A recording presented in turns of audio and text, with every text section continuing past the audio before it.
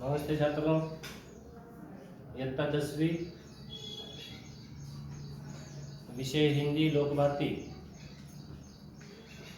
10वीं के पाठ से किताब से हम तीसरा पाठ जो है देखने जा रहे हैं, वाहरे हमदर्द। यह पाठ हमने पढ़ा है और अच्छी तरह से इसको हमने समझने की कोशिश भी की है और इस पे दिया गया जो स्वाध्याय है उस स्वाध्याय पर भी हमने चर्चा की है। अब अगला स्वाध्याय हम देखने जा रहे हैं भाषा बिंदु। इसमें यह स्वाध्याय जो है व्याकरण पर आधारित है। इसमें व्याकरण दिया गया है, संज्ञा हम यहाँ से इस भाषा बिंदु में सीखने की कोशिश करेंगे। तो देखिए, पहला प्रश्न है इस पर, निम्नलिखित वाक्यों में आए हुए संज्ञा शब्दों को रेखांकित करके उनके भेद लिखिए। अब संज्ञा कौन से शब्द की कौन सी संज्ञा है यह हमें बताना है। अब इससे पहले हम पहले संज्ञा की जानकारी लेंगे कि संज्ञा कितने प्रकार की होती है। तो यह व्याकरण का हिस्सा है, हमने इसको पढ़ा है लेकिन याद है आपको नहीं है, पता नहीं, इसके लिए थोड़ा सा हम इसको फिर एक बार देखने की कोशिश करेंगे कि व्याकरण संज्ञा। अब संज्ञा के हिंदी व्याकरण में 5 प्रकार होते हैं, इसको हम समझेंगे। पहले इसके 5 प्रकार है। पहला व्यक्तिवाचक, व्यक्तिवाचक संज्ञा।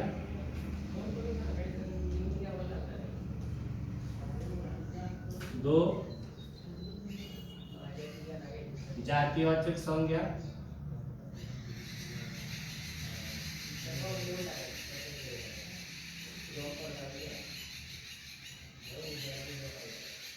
तीन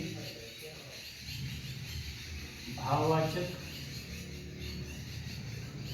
भाववाचक संज्ञा।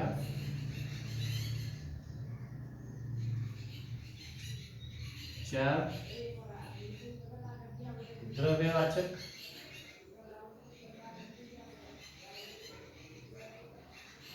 द्रव्यवाचक संज्ञा। और पांचवा और आखिरी प्रकार है इसका समूहवाचक,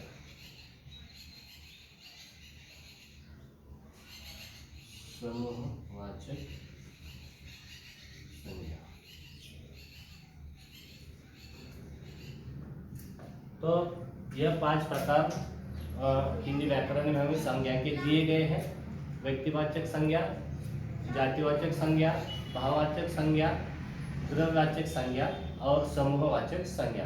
तो नीचे दिए गए जो हमें उदाहरण है उसमें से हमें संज्ञा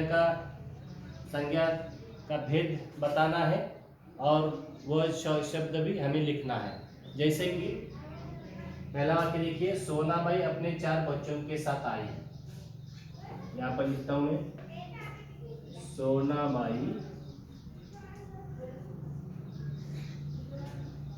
अपने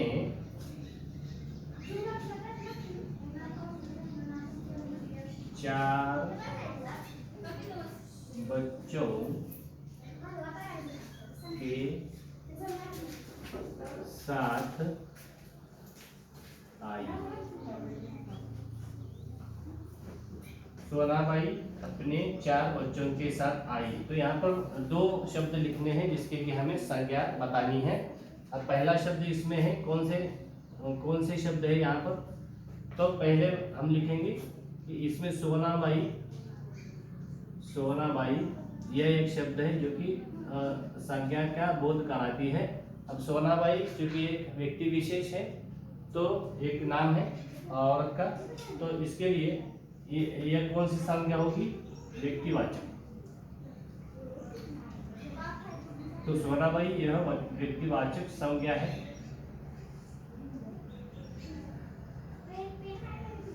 और दूसरा शब्द इसमें से है बच्चों के साथ। बच्चों के साथ मतलब बच्चों, बच्चे लिख सकते हैं हम यहाँ पर। बच्चे क्या है? अब यह जातिवाचक है, ठीक है। बच्चे जो है यह जातिवाचक संज्ञा में आता है। तो इस तरह से हमें यह प्रश्न छुड़ाना है कि शब्द जो कि संज्ञा का ज्ञान जो बोध कराता हो और संज्ञा के फिर उसमें प्रकार कौन सा है, तो यह हमें बताना है। अब और एक उदाहरण हम लेंगे, दूसरा उदाहरण के तौर पर कि गाय बहुत दूध देती है। गाय बहुत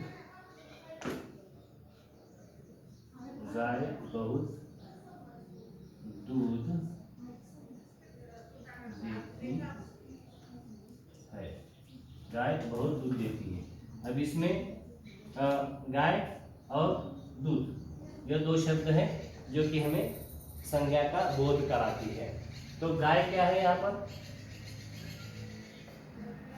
हम यहाँ पर लिखेंगे गाय एक विशिष्ट जाति है, जातिवाचक संज्ञा है यह।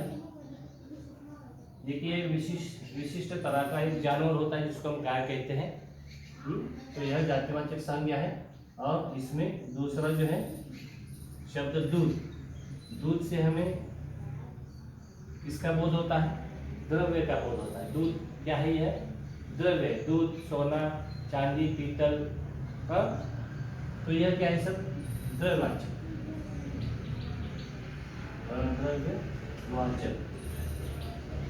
यह संख्या है।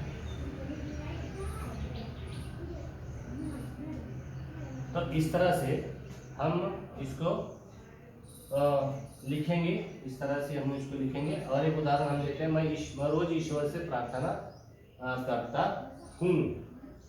मैं रोज ईश्वर से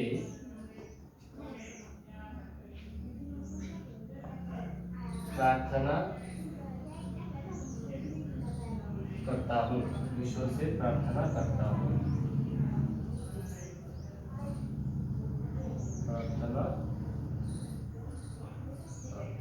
मैं रोज ईश्वर से प्रार्थना करता हूँ। और इसमें दो शब्द है जो कि संज्ञा का ज्ञान कराते हैं, ईश्वर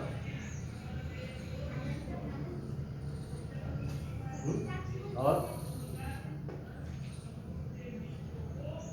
दूसरा है प्रार्थना। तो ईश्वर क्या है, ईश्वर है जातिवाचक संज्ञा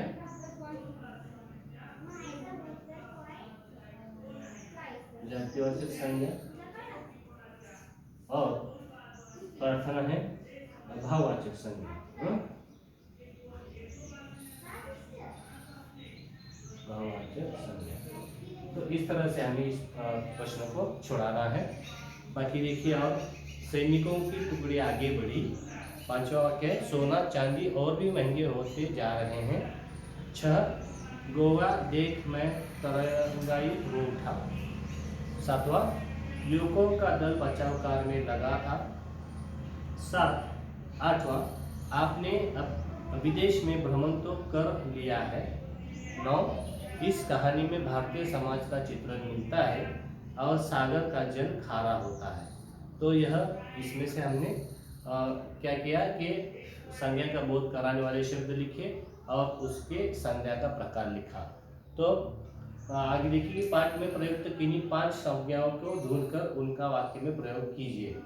तो पाठ में जो आए हुए शब्द हैं जो कि संज्ञा बताते हैं, उसमें से 5 जो संज्ञा में जो वाक्य में प्रयोग हुए हैं, 5 संज्ञाओं को हमें ढूंढकर उसका वाक्य में प्रयोग करना है। तो इस तरह से हमने यह प्रश्न में देखा कि निम्नलिखित वाक्यों के रिक्त स्थानों में उचित सर्वनामों का प्रयोग कीजिए। तो दिए गए जो रिक्त स्थान है वहाँ पर हमें सर्वनाम लिखना है कि टिम्बर सार्वजनिक अस्पताल में प्राइवेट वार्ड में है।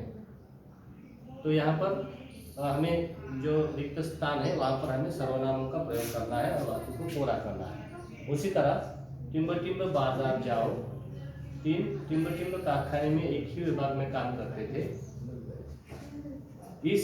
इसे लेकर टिम्बर क्या करोगे। हृदय टिम्ब टिम्ब है, टिम्ब टिम्ब उदार हो। लोग टिम्ब टिम्ब कमरा स्वच्छ कर रहे हैं। सातवां वाक्य देखिए, रिसॉर्ट टिम्ब टिम्ब रिसॉर्ट हमने पहले ही बुक कर लिया है। आज इसके बाद टिम्ब टिम्ब लोग दिन भर पंजी देखते रहे। और नौवां वाक्य, टिम्ब टिम्ब इसके पहले उसे मना करता। 10 काम करने के लिए कहा है, टिम्ब टिम्ब करो। अब पाठ में प्रयुक्त सर्वनाम ढूंढकर उनका स्वतंत्र वाक्य में प्रयोग कीजिए। तो पाठ में जो भी प्रमुख सर्वनाम दिए गए तो उनको ढूंढना है और उसे उनका वाक्य में प्रयोग करना है। अब उपयोजित लेखन देखिए, निम्नलिखित मुद्दों के आधार पर किसी समारोह का वृत्तांत लेखन कीजिए। ये 5 मार्क के लिए आपको परीक्षा में पूछा जाएगा। स्थान, तिथि और समय, प्रमुख अतिथि, समारोह, अतिथि संदेश और समापन। तो यह चीज़ों का वहाँ पर, यह मुद्दों का वहाँ पर उल्लेख होना चाहिए। तो इस पर आपको एक वृत्तांत लेखन देना है किसी भी विषय पर। तो यह हमने देखा कि वाह रे हमदर्द, इस पर पूछा गया पूरा स्वाध्याय जो हमने आज ख़त्म किया। तो अगले वीडियो में हम 4 नंबर की जो पूरक पठन है मन, यह अगले वीडियो में हम देखेंगे। तब तक दिया गया जो आपको स्वाध्याय है इसको पूरा कीजिए और उसको फोटो निकालकर अपने व्हाट्सएप ग्रुप पर डालिए। धन्यवाद।